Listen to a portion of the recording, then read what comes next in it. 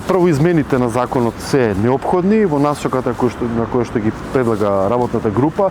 Ние од овој аспект гледаме две можности како. Прво, да не биде да добиеме јасен регистар на целото градежно и државно земјиште во општините, потоа на тоа државно земјиште да се тргнат маркетските, ако ги има, нели, и да се пренаменат дел од тие површини во зелени површини, во заштитно зеленило и паркови и така натаму. И другата опција, кон која мислам дека неминовно ќе мора да се движат општините во Скопје, во потрага, нели, по нови површини за зеленило, тоа ќе биде сега оној процес како што до сега тие го распродаваа државното земјиште по многу ефтина цена, за таа цена е многу мала.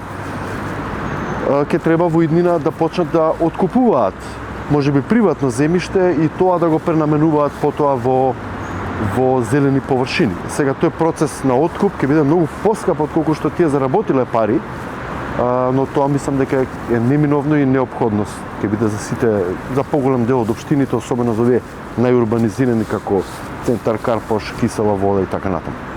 Значи прво се заштити целото она зелено, а друго е што има огромна неопходност да се заштити она зелено што сега го има, кое што е многу слабо одржувано.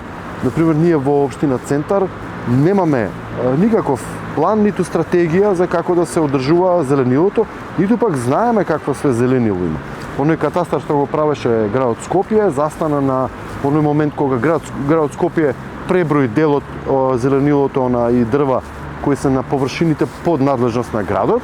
Меѓутоа сега кога општината треба да ги дополни информациите во тој катастар со зеленилото под нејзина надлежност, тука немаме никаков напредок со година, односно ништо не се попишува и практично ние не знаеме ниту какво зеленило имаме, ниту колку го имаме, ниту како да од таму па не може да се направи ни план што ви треба за да го одржувате, да го зголемувате.